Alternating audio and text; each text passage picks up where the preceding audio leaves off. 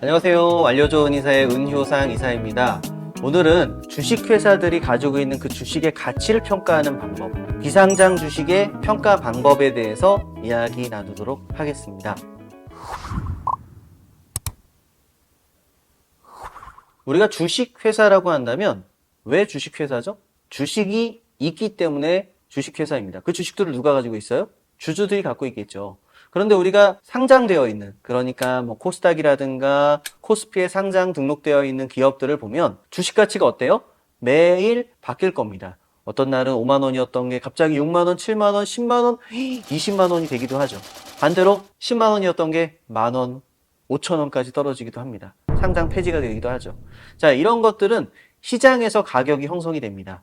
사겠다는 사람과 팔겠다는 사람의 요구에 의해서, 요청에 의해서 가격 금액이 형성되는 거죠. 모든 시장 원리가 동일할 겁니다.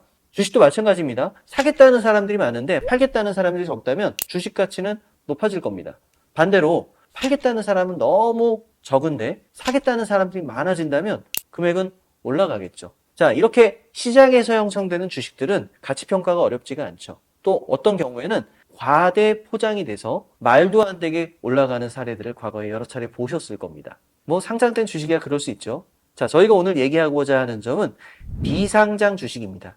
그러니까 우리가 흔히 알고 있는 수백만 개의 회사 중에요, 상장된 건 많지 않습니다. 대부분은 비상장 주식이에요. 그럼 이 비상장 주식들은 어떻게 가치가 평가가 될까요? 이것을 어떤 식으로 평가하는지 간단한 서식으로 좀 살펴볼 텐데요. 내용은 복잡하고 정확하진 않습니다. 하지만 우리 회사의 주식 가치가 어느 정도일지 생각해 볼 수 있는 좋은 기회는 될 겁니다. 이게 왜 중요할까요? 바로 상속과 증여와 관련이 있습니다. 지금 우리 회사 주식 가치가 나는 얼마 안 될 거라고 생각하지만 생각보다 어마어마할 수 있어요. 이를테면 내가 설립 당시에 5천 원짜리 주식 만주로 해서 5천만 원짜리 기업을 설립을 했습니다. 자, 그걸 내가 100% 가지고 있는 경우도 있을 수 있고 어떤 경우에 그거를 뭐 3명이고 5명이고 분산시켜 놓은 경우도 있을 수 있어요. 과거에는 그렇게 정부에서 요청이 있기 때문에 그런 것들을 실제로 지분 투자를 안 했음에도 불구하고 나눠준 경우들이 있을 수 있어요. 이것이 이제 차명 주식이라고 불리는 주식들이죠. 뭐 요 부분에 대한 건 나중에 다시 한번 다루도록 하고요. 일단 주식 가치 평가에 대해서 생각해 보겠습니다. 나는 5천만 원 정도의 주식을 가지고 있다라고 생각하고 사업을 5년, 10년 정신없이 살아왔는데 10년쯤 돼서 아프기 시작합니다. 그리고 나서 우리 회사 내가 자녀에게 주식을 줘야 되는데 이게 얼마일까라고 평가를 해봤더니 50억이 돼 있습니다. 자, 그럼 5천만 원에 산 주식이 50억에 팔린다면 나머지 49억만큼의 양도 차익이 발생되는 겁니다. 그리고 주는 시점이 50억이라면 나는 세금을 그만큼 최대 세율로 납부할 수밖에 없게 되는 상황들이 생기겠죠. 그래서 일반적으로 우리가 알고 있는 상장 주식들이야 시장에서 가격을 형성하지만 우리 회사 주식은 어떻게 평가할까요? 내가 임의대로 나 5천 원에 샀으니까 5천 원에 줄래? 정부에서 허용을 하지 않습니다. 그럼 어떤 식으로 평가되는지 제가 지금 화면을 보시면서 말씀드리도록 하겠습니다. 이 회사의 경우는 저희가 매출이 5억일 때부터 쭉 관리해왔던 업체인데요. 개인 사업자에서 이제 법인으로 전환한 지가 한 6년 정도 된 기업입니다. 자, 그런데 우리가 기업 가치 평가, 주식 평가를 위해서는요, 3개년도치의 재무제표가 필요한데요. 일단 현재 시점으로 보게 되면 23년, 22년, 21년도가 3개년치이기 때문에 그 당시에 매출액, 손익액, 그리고 발행 주식 총수를 알 수 있으면 정보는 파악이 가능합니다. 자, 그런데 한 주당 손익가치, 순손익가치를 평가하기 위해서 보시게 되면 가중치라는 부분이 보이시죠?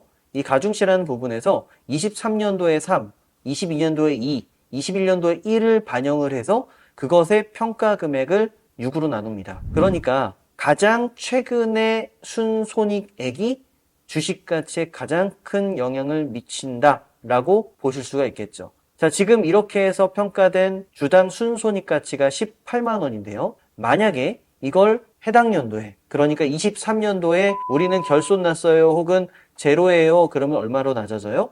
9만 3천 원으로 낮아지죠. 그러니까 가장 최근 연도의 순손익액이 없거나 많이 줄어들게 되면 그것만으로도 주식 가치가 절반이 줄어들게 된다는 걸 볼 수 있게 됩니다. 자, 이처럼 손익에 따라서 달라질 수 있다라는 것을 볼 수 있는데 물론 모든 기업들이 다 여기에 해당되진 않고요.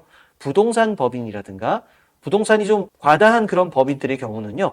이 부분에서 가중치가 조금은 달라질 수 있다는 점 참고하시면 좋겠습니다. 이제 주당 순자산가치와 순손익가치를 반영해서 계산을 하는데, 자, 그 두 가지를 반영해서 가중치가 아까 조금 전에 얘기했던 것처럼 부동산 비중보다는 손익가치가 높다. 그래서 가중치를 손익가치에 두고 계산을 하게 되면요, 이 기업 가치액이 나올 것이고 거기에 따른 한 주당 가치평가액이 얼마인지를 보실 수가 있게 됩니다. 자, 한 주당 가치평가액이 14만 8천 원. 이 회사의 경우는요, 5천 원짜리 2억 원어치를 산 회사였어요. 한 주당 가치가 5천 원이었는데 그 5천 원이 자그마치 6년 동안 14만 8천 원. 그러니까 몇 배죠? 거의 30배 가까이 뛰었다는 것을 알게 됩니다. 자, 그러면 이 회사 가치가 평가가 되죠?